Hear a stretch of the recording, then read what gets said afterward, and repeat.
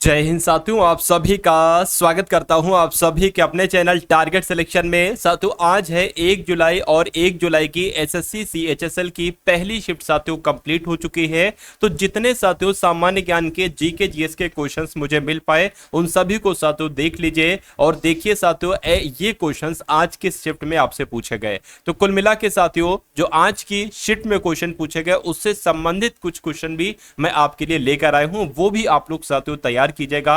मतलब आज की शिफ्ट वाले क्वेश्चंस तो आप देखेंगे, उसके साथ उससे संबंधित प्रश्न भी देखेंगे ताकि वो मान लीजिए अगर अगली शिफ्ट में आ जाए तो आप साथियों बहुत आराम से उसको कर सको। देखिए यहां पर अगर बात करें, क्वेश्चन आपसे पूछा गया था कि 322 ईसा पूर्व में चंद्रगुप्त मौर्य के द्वारा किस साम्राज्य की सातों स्थापना की गई थी। तो किसकी स्थापना की गई थी? मौर्य साम्राज्य की स्थापना की गई थी, ठीक है ना। 321 ईसा पूर्व से 185 ईसा पूर्व तक। इसकी राजधानी की अगर बात करें तो पाटलिपुत्र सातों इसकी राजधानी थी। उसके बाद देखिए दूसरे की अगर बात करें तो मौर्य वंश से पहले नंद वंश था, ठीक है ना। अब यहां पर देखिए मौर्य वंश की जानकारी है ना, मौर्य वंश की अगर बात करें, मौर्य साम्राज्य की जानकारी, तो उससे संबंधित कुछ क्वेश्चन भी साथियों आप लोग देख लीजिए। देखिए मौर्य वंश से पहले कौन सा वंश था? नंद वंश था, ठीक है ना। नंद वंश की स्थापना किसने की थी? तो महापद्म नंद ने की थी, बिल्कुल सही। नंद वंश ने 343 ईसा पूर्व से 321 ईसा पूर्व के बीच साथियों मगध पर शासन किया था, ठीक है ना। आप लोग ध्यान रखेंगे। उसके अलावा साथियों अंतिम राजा घनंद को हराकर चंद्रगुप्त मौर्य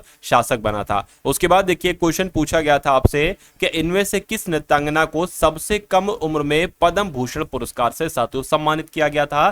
तो इनका नाम क्या था? सोनल मानसिंह इनका नाम था। 1992 में सबसे कम उम्र के पद्म भूषण पुरस्कार विजेता एक तरीके से है ये, ठीक है ना। और ये एक तरीके से भरतनाट्यम और ओडिसी से साथियों संबंधित है। उसके अलावा 2003 में पद्म विभूषण पाने वाले सबसे कम उम्र के भी व्यक्ति हैं। तो कुल मिला के ये दोनों जानकारी क्या करेंगे साथियों, आप लोग दोनों जानकारी याद रखेंगे। चलिए उसके बाद अगर बात करते हैं, आपसे एक और प्रश्न पूछा गया था कि किस पंचवर्षीय योजना का उद्देश्य बुनियादी और भारी उद्योगों के विकास पर विशेष जोर देने के साथ तेजी से औद्योगिकरण करना था। तो ये किस पंचवर्षीय योजना का उद्देश्य था? तो मैं कह सकता हूं साथियों दूसरी पंचवर्षीय योजना का उद्देश्य था। दूसरी पंचवर्षीय योजना की कार्यकाल की अगर बात करें तो 1956 से लेकर 1961 तक था, ये भी आपको मालूम होना चाहिए, ठीक है ना। अगर बात करते पहली पंचवर्षीय योजना, अगर मान लीजिए आपसे पूछ लिया जाए क्या कि पहली पंचवर्षीय योजना में उद्देश्य क्या था, ठीक है ना। तो इसका उद्देश्य साथियों क्या था? इसका उद्देश्य कृषि को बढ़ोतरी यानी कि कृषि में विकास करना साथियों इसका उद्देश्य था। पहला पॉइंट ये आप लोग साथियों ध्यान रखेंगे, ठीक है ना। तो पहला की अगर बात करते हैं साथियों कृषि पर फोकस था, और दूसरी की अगर बात करते हैं तो बुनियादी और भारी उद्योग यानी कि दूसरी की अगर बात करते हैं तो उद्योग का विकास। बस आप लोग ध्यान रखेंगे, पहली कृषि का विकास और दूसरी उद्योग का विकास। चलिए, और पहली की अगर बात करें, दूसरी की अगर बात करें तो 1956 से 61 कार्यकाल, और दूसरी पंचवर्षीय योजना पीसी महालनोबिस मॉडल पर साथियों आधारित थी, ठीक है ना। इसका विकास लक्ष्य कितना था? 4.50% था, लेकिन 4.27% ये प्राप्त कर पाई। चलिए उसके बाद देखिए अगला सवाल जो आपसे पूछा गया था, वो पूछा गया था कि 2011 की जनगणना के अनुसार हिंदू जनसंख्या में वृद्धि प्रतिशत कितनी थी? तो अगर बात करते हैं 2001 से 2011 के दशक में जनसंख्या की वृद्धि दर 17.7% थी। इसी अवधि में विभिन्न धार्मिक समुदायों की जनसंख्या वृद्धि दर हिंदुओं के समान थी, यानी कि मुस्लिम जो आपकी वृद्धि दर थी एक तरीके से 16.8% थी। उसके अलावा अगर बात करते हैं ईसाई की 24.6% थी, और सिख की 15.5%, और बौद्ध की 8.4%, और एक तरीके से अगर यहाँ पर कुछ गायब है, ठीक है ना, कुछ मिस्टेक यहाँ पर साथों जो है ना वो हो रही है। एक सेकेंड,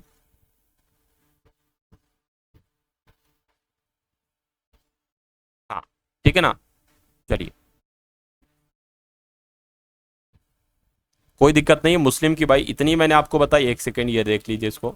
मुस्लिम की आपकी ये हो गई, ठीक है, एक सेकेंड। मुस्लिम की आपकी ये हो गई, ठीक है ना, ये हो गई। उसके अलावा ईसाई की ये हो गई, सिख की ये हो गई, बौद्ध की ये हो गई, और एक तरीके से अगर बात करें जैन की ये हो गई, एक एक्स्ट्रा है। चलो खैर ये क्वेश्चन बनना यहाँ से थोड़ा सा मुश्किल है, कोई दिक्कत नहीं। अब इस क्वेश्चन को देखिए साथियों, पहली पंचवर्षीय योजना का लक्ष्य क्या था? तो पहली पंचवर्षीय योजना की अगर बात करें 1951 से 1956 तक चले इसकी अवधि थी। लक्ष्य वृद्धि कितना था इसका? 2.1% था, और वास्तविक वृद्धि कितनी हुई? 3.6% हुई। यह हैरो डोमर मॉडल पर साथियों आधारित थी। पहली पंचवर्षीय योजना में ने भारत में आर्थिक विकास पर जोर दिया, इसके इसने मुख्य रूप से कृषि क्षेत्र पर ध्यान दिया। अभी मैंने आपको बताया था पहली पंचवर्षीय योजना में कृषि पर साथियों जोर दिया गया था और दूसरी पंचवर्षीय योजना में उद्योग के विकास पर साथियों जोर दिया गया था। चलिए उसके बाद देखिए साथियों, यहां पर अगर बात करें पोंगल तमिलनाडु 4 दिवसीय उत्सव किस फसल के कटाई के दौरान मनाया जाता है? तो ये पर्व धन्यवाद देने के लिए मनाया जाता है, जिसमें लोग उस वर्ष चावल की फसल के लिए प्रकृति माता के प्रति आभार व्यक्त करते हैं। एक पुराना क्वेश्चन आपसे पूछ लिया गया था कि 2018 एशियाई खेलों में भारत के उद्घाटन समारोह में साथियों ध्वजवाहक कौन रहे थे? तो कौन रहे थे साथियों, ये भी आप लोग ध्यान रखेंगे, ठीक है ना। उद्घाटन समारोह में तो नीरज चोपड़ा थे और समापन समारोह में साथियों रानी रामपाल थी, ये आप लोग ध्यान रखेंगे। उसके अलावा अगर बात करते हैं एशियाई खेल 2018 इंडोनेशिया के जकार्ता और पालेमबांग में आयोजित किए गए थे। होंगझोउ में 19वें एशियाई खेल 2023 साथियों हुए थे। इसमें हरमनप्रीत सिंह और लवलीन होंगे, मतलब एक तरीके से अगर बात करें तो ध्वजवाहक। भारत के ध्वजवाहक समापन समारोह में PR श्रीजेश भारत के ध्वजवाहक थे। इसमें साथियों कुल मिला के 107 पदक जीते गए थे। कितने पदक जीते गए थे? 107 पदक जीते गए थे। अगर बात करते हैं साथियों 28 स्वर्ण पदक जीते गए थे, 38 रजत पदक और 41 साथियों कांस्य पदक जीते गए थे। चलिए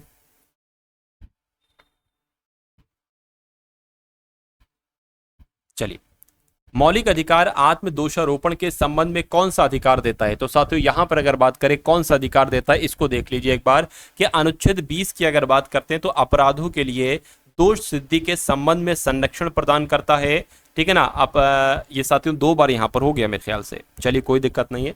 तो मौलिक अधिकार आत्म दोषारोपण के संबंध में कौन सा अधिकार देता है? अपराधों के लिए दोष सिद्धि के संबंध में संरक्षण प्रदान करने का अधिकार, जो कि अनुच्छेद 20 में है, ठीक है ना। उसके बाद साथियों सारे अधिकार भी आप लोग एक बार देख लीजिए, जैसे कि समानता का अधिकार है जिसका जिक्र आपको अनुच्छेद 14 से लेकर 18 में मिलता है। उसके बाद साथियों स्वतंत्रता का अधिकार है, एक मौलिक अधिकार जिसका जिक्र साथियों अनुच्छेद 19 से 20-22 में मिलता है।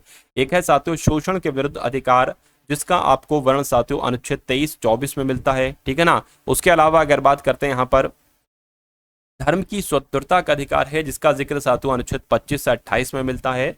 उसके अलावा सांस्कृतिक और शैक्षिक अधिकार है, जिसका जिक्र अनुच्छेद 29 से 30 में मिलता है, ये आप लोग ध्यान रखेंगे। उसके बाद अगर बात करें संवैधानिक उपचारों का अधिकार की अगर बात करें तो इसका जिक्र साथियों किस में मिलता है? ये तो साथियों यहाँ पर लिखा ही नहीं गया है, तो आप लोग ध्यान रखेंगे संवैधानिक उपचारों का अधिकार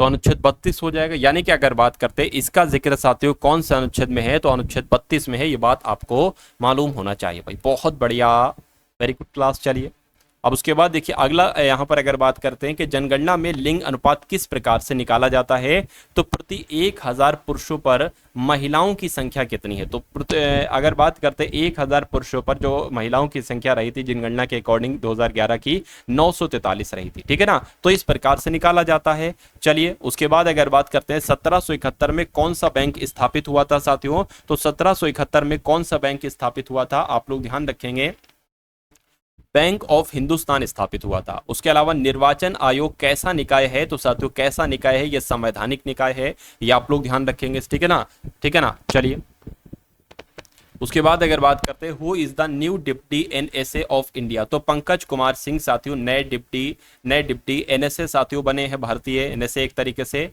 उसके बाद देखिए 2023 में लैक्मी योजना किस राज्य में शुरू हुई थी? तो ये योजना ओडिशा में साथियों शुरू हुई थी, जिसके तहत ग्रामीण क्षेत्रों में लोगों को सस्ती बस सेवाएं प्रदान की जाती हैं। उसके अलावा साथियों 2023 में लाडली लक्ष्मी योजना भी शुरू हुई थी। ये किस राज्य सरकार के द्वारा शुरू हुई थी? तो ये मध्य प्रदेश के साथियों द्वारा शुरू हुई थी, ठीक है ना। अब एक और योजना है साथियों, वो आपसे पूछी जा सकती है, वन स्कूल, कौन सी साथियों? वन स्कूल वन IAS योजना। अगर आपसे ये पूछ लिया जाए वन स्कूल वन IAS योजना किस राज्य के द्वारा साथियों शुरू की गई, तो ये साथियों केरल के द्वारा शुरू की गई। किसके द्वारा शुरू की गई साथियों? केरल के द्वारा शुरू की गई। ये भी आप लोग साथियों क्या करेंगे? आप लोग ध्यान रखेंगे। चलिए अब साथियों यहाँ पर मैं आपको कुछ चीजें बता रहा हूँ जो आपके एग्जाम में जो है ना वो साथियों पूछी जा सकती है। ये आप लोग क्या करेंगे साथियों, ये आप लोग एक बार ध्यान रखेंगे। देखिए जिस टाइप के मतलब क्वेश्चन आपके आने वाली शिफ्ट में पूछे जा सकते, जैसे कि आपसे साथियों पूछा जा सकता है कि रावत भाटा परमाणु शक्ति केंद्र कहां पर है। आपसे डायरेक्ट साथियों, एक सेकंड रुक जाइए,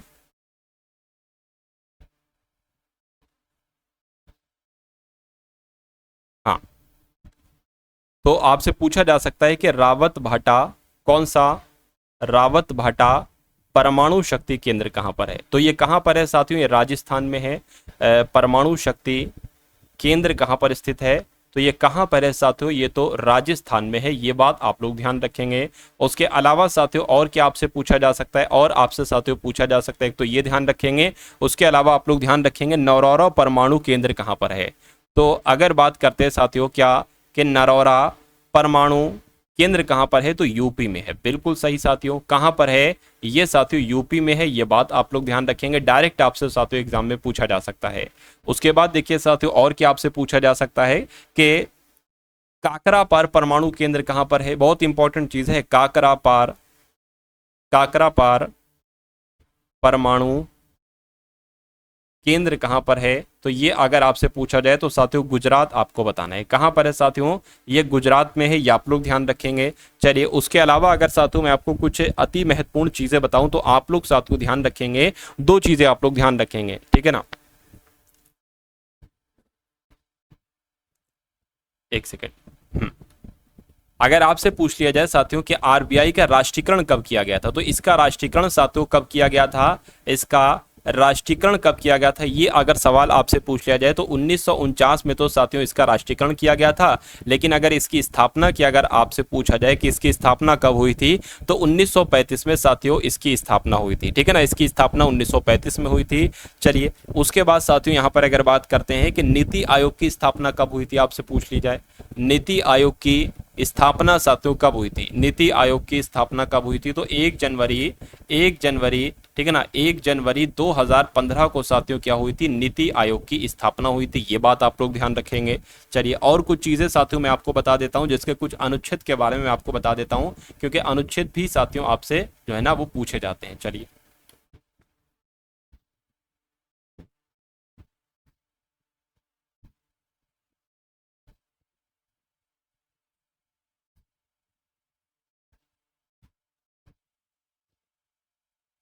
हाँ देखिए, अगर यहाँ पर साथियों मैं बात करूं कि अनुच्छेद 153 153 में साथियों क्या लिखा हुआ है, ठीक है ना। तो अनुच्छेद अगर बात करते हैं अनुच्छेद 153 में साथियों किस चीज का जिक्र किया गया है, तो अगर बात करें जो राज्यों में राज्यपाल का गठन होता है, ठीक है ना, यानी कि राज्यपाल के गठन के बारे में, राज्यों में राज्यपाल के गठन के बारे में साथियों कौन सा अनुच्छेद कहता है, तो अनुच्छेद 153 कहता है। ये बात आप लोग ध्यान रखेंगे। उसके अलावा अनुच्छेद 164 की अगर बात करूं मैं, किसकी साथियों?